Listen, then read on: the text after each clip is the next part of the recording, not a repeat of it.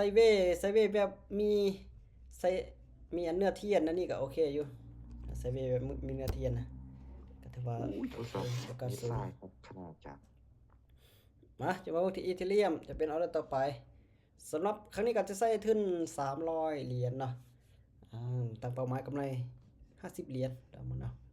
ถ้าสต็อปลอสก็จะสำหรับน้องนี่ก็ครึ่งหนึงจิเทศนับซีทดลองไปก่อนโอเคก็สามารถใส่มันสิทดลองในการศึกษานำเนาะโอ้ถ้าว่าจะสังเกตเบิ่งตอนนี้ก็ถือว่าแห่งคล้ายเท่ลงเลยเพราะว่ามันตามเป็นที่น้องเทศน้ำไซแต่เว่ละคนเนาะนะน้องบินไปประมาณอ๋อสิบเท่แต่ว่าไซสองอเว่อเดอร์เนาะ13ออเดอร์ครับมาจะเริ่ม10 เหรียญป้าลงต่ออุ้ยได้บ่โทรศัพท์ถ้าลงต่อบ่ได้จะซื้อบ่นึงเนาะซื้อบ่นึงสบายดีจ้ะโอเคสบายสดีจ้ะบายดีเด้อสบายดีทุกคนเนาะตักไม้เราตักไม้เราแล้วก็ออเดอร์ทำอิฐเนาะออเดอร์แรกออเดอร์ทำอิฐโอ้ออเดอร์แรกก็สวิงแล้วทุกคนป้าถ้าซื้อขึ้นไปเขาคิดว่ามันน่าจะสลับได้จ้ะขึ้นไปเป็นว่าสูงๆน่าจะเนาะเป็นตัวสลับได้สังเกตตอนนี้ก็ถือว่าแฮงซื้อนี่ผลักดันอยู่เอ้าเขาคิดว่ามันน่าจะเล่นโซนสลับอยู่ตัวนี้ไซเวย์นี่สลับนี่อ๋อแต่ว่า MACD ยังเขียวอยู่เนาะเอาแฮงซื้อผลักดันบ่แม่น3 4 วิผลักดันขึ้นไปผลักดันขึ้นไปผลักดันขึ้นไปโอเคอ๋อคือออ๋อย่างจ้ะถือว่าแฮงซื้อผลักดันให้ได้อยู่เนาะคิดว่ามันน่าจะเล่นโซนสลับอยู่ถือว่าสวิงขึ้นสวิงลงอยู่เด้สวิงขึ้นสวิอุ้งลงยโทรศัพท์นี่เข้าบ่ได้เนาะนะอยากสลับอีกแล้วนี่ทุกคนสลับอีกแล้วตามโซนจานเก่าจานลิ้นกับพี่กว่าจาน โอเคเอาไปจักออเดอร์หนึงก่อนถ้าว่ายังเข้าได้กะจิไปต่อมาสำหรับออเดอร์นี้ซื้ออีก1 ออเดอร์เนาะโอ้ตามโซนนะครับแหละทุกคนก็เบิ่งก่อนเบิ่งบนเห็นก็ได้อ่าคิดว่ามันน่าจะเล่นในโซนสลับอยู่สลับขึ้นสลับลงโอ้หลุดว้าเมื่อกี้มันตามโซนที่ว่าเป็นนะครับนี่นะน้ำอยู่เด็กน้ำอยู่เด็กกลับได้ก็กับซุยกับซุยนะโอเคน้ำมัน เอาเบิ่งออเดอร์นี้ก่อนอ่าเมื่อกี้มันอยู่โซนที่ว่าเป็นนะครับจุดนี้เนาะลงต่อบ่ได้ก็เลยว่าซื้อขึ้นไปเอาเบิ่งออเดอร์นี้นิ่งๆอยู่อาจารย์รู้สึกลับขึ้นไปกลับขึ้นไปโอเคปิ้งปิ้นโอเคโอ้ครับว่ามันสวิงให้วินเลยนี่มาไปอีอิตาเลียนมันก็คักอยู่ได้เนาะอ่าเอา มันเป็นช่วงไซบีครับขนาดอาจจะไปเรื่อยๆเนาะถ้าว่ามันพลาดยังจะค่อยเปลี่ยนซะเนาะตอนนี้มันยังบ่พลาดทุกคนมันยังมันอยู่ มันยังมันอยู่ทุกคนเนาะเอามาอิตาเลียนก่อนนะทุกคนถ้าว่ามันสวิงแห้งทุกคนก็เบิ่งเป็นบทเรียนก่อนก็ได้สถานการณ์ต่างครับถ้าว่ามันยังมันอยู่ก็สิไปเรื่อยๆก่อนป้าเอเมซิลิตัดลงแล้วขายมานี่ขาย1 ออเดอร์โอ้เดี๋ยวว่า เดี๋ยวเบิ่งไปก่อนสังเกตบาง MACD มันตัดตรงแด จาน งแล้ว เริ่มเรียนได้จาน ตัดตรงแดงแล้วเอาติดตาม MACD ก่อนป้าขออย่างเดียวอย่าสลับเลยเนาะลงมามันน่าจะพักตัวนึงนะอาจารย์เดี๋ยวพักโอ้ยคือจะสลับป้าน่าจะพักตัวนึงนะสังเกตแห่งคล้ายเข้ามาแล้วนี่แห่งคล้ายเข้ามาแล้วมันลุดลงมาแหละลุดลงมาออเดอร์ที่2แล้วโอ้ยอย่านิ่งเอิบลงมาได้บ่ลงมาได้บ่มันน่าจะลงมาได้บ่ตัวออเดอร์ลงมาได้บ่ลงมา โอ้ย บ่ นิ่ง ได้ เลย ครับ สลับ3 ออเดอร์พุ่นน่ะป้า1 2 3มาออเดอร์อีกออเดอร์หนึงกันแต่ว่ามันยังก็นิ่งอยู่เด้สลับก็นิ่งอยู่เด้ถ้าว่ามันเป็นตลาดสลับเนี่ยก็โอกาสตามตลาดสลับได้อยู่ถ้าปิดแดงนี่ก็จะมีโอกาสซื้ออยู่อ้าวถ้าปิดเขียวนี่ก็จะขาย เดี๋ยวเบิ่งก่อนอ้าว ขายเสื้อออเดอร์นี่ขาย มาปิดเขียวขายเนาะสลับเนาะ ขายลง เขียวขายสลับปิดเขียวขายลงมาบัดนี้ เดี๋ยวบ่ อ้าว อู้ย ลงมามาลงมาสวยๆลงมา ถ้าว่าส่งมันสลับเนี่ยเขาจะตามตลาดสลับเนาะลักษณะพลิกแพงไปตามตลาดซะถ้าว่าก็ถือว่า MACD มันก็ลงแดงอยู่อย่าเนาะอย่าสวิงเด้ อุ้ย กำลังตามเทคนิคงามๆนี่ ลงมาดี เอ้ยนิ่งไว้ อุ้ย นิ่งก่อนอย่าได้โอ้ถ้าปานนี้นี่โอกาสสูงแล้วจังหวะนี้2 1 0โอเค วิน จัดไปขนาดลงยาวๆขนาดนี้แล้วจีขึ้นไปเท่าไหร่เนาะ จัดไปวินละ ก็ต้องงามๆโอ้ลักษณะว่ามันใกล้โซนที่ว่าเป็นอาหับโซนนี้เนาะแล้วก็กลับตัวขึ้นไปดีดขึ้นไปเลยเนาะ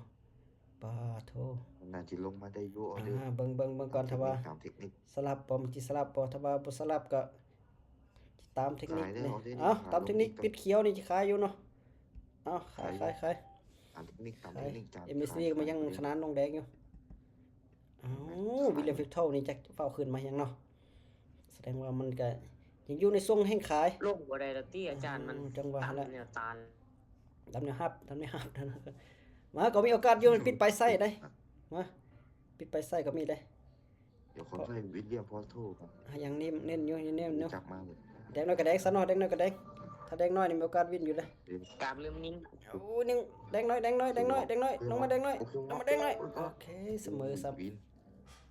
เสมออาจาร เส ย์ มอหมูวินนะยังลุดเอาได้ดีเนาะลุดมาเอาได้นี้ โซนอาจารย์รุดโซนแล้วออเดอร์นี่ มันติดปลายไส้เนาะ โซนแนวครับแล้วอาจารย์ บางจิลุดบ่ลุดได้บ่ แต่บอ ถ้าลุดบ่ได้นี่ก็จะได้สวนขึ้นไปมันลุดบ่ได้เนาะมาแห่งซื้อคือจะเต็มแท้ ส่วนตามซื้อ ขอ ขึ้น ซื้อ1ออเดอร์เนาะซื้อ1ออเดอร์โอ้ย ตาม ย่อนึงก็ได้โอ้ยอย่าฟ้าเต็มปาดขึ้นไปเต็มโอ้โห ขึ้นเมื่อ คือจวดแห้งขึ้นไปนี่ ตามออเดอร์นี่ สำหรับไม่รบกวนก็ปิดไม้ได้เด้อเปิดเพลง ใครที่ดูวงดนตรีปิดไม้เด้อไปยืนวงดนตรี โอ้ขึ้นงามจังมานี้ถ้าว่าตำพอดีหาแนวต้านพอดีเนาะมันยินดีโซนนี้นะเนี่ยครับแนวต้านโอเคจวดขึ้นไปเลย โอเค น่าจะนิ่งๆแล้วบัดนี้ งาม เป็นอย่างสวยละอย่างสวยละ210โอเคจัดไปอย่างสวยงาม อาจารย์มาแล้วอาจารย์วินมา4ออเดอร์เลยอาจารย์ สุดยอดเลยอันนี้ก็ พลาด1จานพลาด บวกมา28เหรียญมาตั้งเป้า50เฮาโทษเมสซิตัดคือยังสวยเลยเนาะเดี๋ยวว่าสิยังทรงไซเวย์นี่นะโอ้ขึ้นสวยงามแท้มาเอาตามเทรนเนี่ยเนาะตามเทรนซื้อเนาะโอ้ได้เสียงเนาะทุกคนเสียงเอาได้นี่มันขึ้นยาวเกินโอ้มันขึ้นยาวเกินนั่นน่ะค่อยซื้อเด้อจ้ะซื้อค่อยซื้อ แม่นซื้อคือกันทางนี้นะ ซื้อการเสียงกัน มันแนวต้านอยู่ทางนี้เขาบ่ได้เบิ่งทุกคนแนวต้านข้างหลังแนวต้านจุดนี้นะโอ้ตามแนวต้านเป๊ะเลยให้ซื้อผลักดันบ่ MACD วินาทีก็มีความหมายโอเคขึ้นไปวินาทีก็มีความหมายปอโทโอ้ วินมา5ออเดอร์แล้วจ้ะเต็มนะ สุดยอดจะเปิดกล่องของขวัญมาจาก อี หา วิต เด้ ติ้ อง อีวิตติ้งนี่น่ะวินมา12ออเดอร์ โอ้สุดยอดเลยถ้าว่าเป็นเทียนงามๆนี่สุดยอดเลยเนาะ วินมา11ออเดอร์ ถือว่าลุดโซนขึ้นไปละมาใกล้เป้าหมายละโอ้ยจะขึ้นเทรนงามๆมาจังนี่เทรนงามๆมาจังนี่มาตามเทรนอย่างเดียวซื้อกันนะตามเทรน วัน ทาง เท นี้ นเลยจ้ะ โอ้สวนเทนนี่ เอาฟ้าสวน สวนเลยจ้ะสวนเทนมาเลย ฟ้าสวนซะงามมา สวนเทนบ้านนึงจานสวนเทนบ้าน โอเคเอาคล้ายๆกับเสียลงไปซื้อกับเสียให้มันขึ้นจังหวะนี้นี่พอโอ้ย สวนเทนเนี่ย เอา ออเดอร์นี่ จังไหน ลงมาเลยบ่ จังหวะแห้งซื้อกับผักดันอยู่ไอ้เมสซิดีนี่ก็ขึ้นงานสวยอยู่จังไหนโอ้ยขึ้นลงนิ่งไว้โอ้ขึ้นไปโอ้นี่วินเซยเนาะ บ่ลงวะจาน 1 2 3เอาเด้อ3เอาเด้อติดนึงเนาะ52จ้ะ นี่ว่าสวนเนาะว่าสวนเทนนี่ ลงมาสิ สวนเทนมันก็ลงมาเลยเมื่อกี้เนาะสวิงขึ้นสวิงลงอยู่ จาน โอ้อยากเตือนเขาขึ้นงามๆแท้เนาะมาจะขึ้นงามๆมันจะตามอีกแล้วทุกคนก็ตามได้ส่วนไหนคือเก่าซื้อ วันนี้เทนนึง อยากซื้อคือเก่าส่วนนี้นะวันนี้ ลงมา จาน มันจะขึ้นไปงามๆให้อีก1ออเดอร์เนาะถ้าว่าขึ้นออเดอร์นี่ตามเป้าหมายเลยเนาะ50เหรียญเท่านี้ถ้าขึ้นงามๆนี่เอาแบบ เดี๋ยวบ่ลงมา เอาแบ บ่ บงามๆเลยสวนเทน โอ้ สวนเทน ยพอโอ้ยขึ้นไปก่อนขึ้นไปงามๆแล้วอย่าลงมาโอ้มีคนสวนเทนเนาะเสียมันลง ลงมาตีลงมา จังไดเอาแล้วนี่ป้านิ่งแท้ขึ้นไปโอ้วินเซอร์ตรงนี้มาจับ แล้วส่วนไลน์ออเดอร์แท้ ส่วน2ออเดอร์จานส่วนเทน ว้ามันเทนงามๆนี่ว่าฟ้าสวนไหมเนี่ยตามเป้าหมายเลยทุกคนตลาดงามเขาก็กำไรตามเป้าหมายเลยดิ จานมาบ่ลงมา ผมเป็น4ออเดอร์เลยเนาะเอามาอีก1ออเดอร์จะตามเทนอีก1ออเดอร์ก่อนวินหรือพลาดกันสิพักเลยเดี๋ยวเอาเดินซื้อขึ้น1ออเดอร์ ส่ ก่ ว อน นเทนอีก1ออเดอ โอ้ ร์ โหมีคนสวนนี่แหละซื้อทางนี้ซื้อ ส่วนเทน ตามได้ส่วนได้เอา มันจะขึ้นงามๆบ่ ซื้อ ออ ขึ้ เด น อ ไป ร์ งาม ตัวจิลงมา มีคนสวน อ๋อ เทน คือยังผม 5ออเดอร์ติดนี่เปิดรางวัลเลยขึ้นไปนิ่งไว้5ออเดอร์ติดรางวัลจิมาหรือบ่จิมาหรือบ่โอ้อยู่เหนือเส้นราคาแล้วล่ะนี่มา10วิสุดท้ายหวังว่า5ออเดอร์ติดจิมาเนาะ5ออเดอร์ติดต้องมาแล้วล่ะ5ออเดอร์ติดต้องมาแล้วล่ะวันนี้ต้องมาลุ้นกันจะ5ออเดอร์ติดหรือบ่5ออเดอร์ติดหรือบ่ออเดอร์นี้2 1ออเดอร์5ออเดอร์ติดต้องมาโอเคจัดไป5ออเดอร์ติดเลยเนาะ ขอได้เรียน โอ้โห5ออเดอร์ติดทุกคนเนาะบ่เทศเอาตามเด้วินรัวๆเนาะ ต้องส่วนเทนนะจ๊ะ นานใส่สวนนี่แหละจังซั่น บ่ได้ใส่สวน สวยจ้านะต้องส่วนเทนเลยนะ 8 9 10 11 12นะถือว่าวิน5ออเดอร์ติดแล้วจังหวะนี้ ป้าจานดีบ่ส่วนเทนซะจ้า เราต้องมาลุ้นรางวัลกันแล้วเนาะว่ามันจะได้เท่าใดอีกแป๊บนึงเนาะตอนนี้เราก็จะมาอธิบายในการบทเรียนก่อนซะก็ถือว่าใกล้เป้าหมายเนาะ บ่ สำหรับมีตติ้งนี้ก็ถือว่าวิน5ออเดอร์ติดเด้ทุกคนเนาะ5ออเดอร์ติดโอ้ถือว่าวินหลายได้เนาะว่าไงอันนี้มันแต่มือบ้านพุ่นก็มีพลาดเด้แต่ว่าสำหรับ จิบใจ มีตติ้งนี้นี่ก็วินหลายออเดอร์ติดอยู่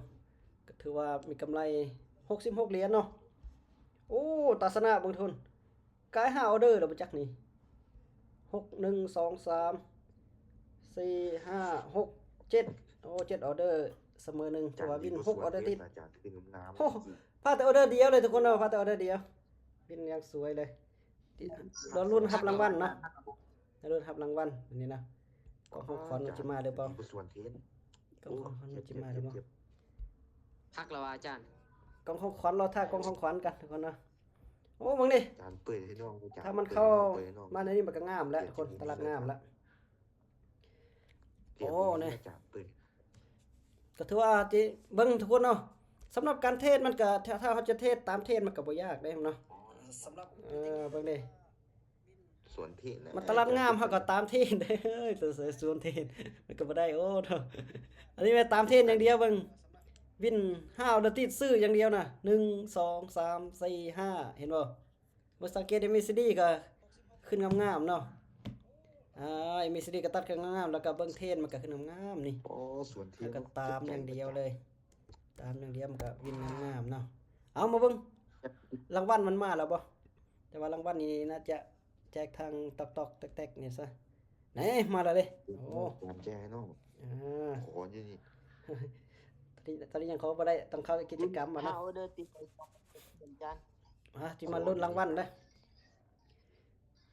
สำหรับมีตติ้งนี้ตอน20:00 นเนาะตอน20:00 นก็ถือว่าวิน5ออเดอร์ติดเนาะโอ้5ออเดอร์ติดเพิ่นกำไรเฮานะกำไรเริ่ม20:00 นเนาะ20:00 น กำไร1 ล้าน วิน5ออเดอร์ติดโอ้พลาดแต่ออเดอร์เดียว1 ล้าน ถือว่ารับรางวัลรางวัลมาลุ้นกันจะได้จักเหรียญรางวัล5ออเดอร์ติดออเดอร์10เหรียญขึ้นไป จังไร 3 2 1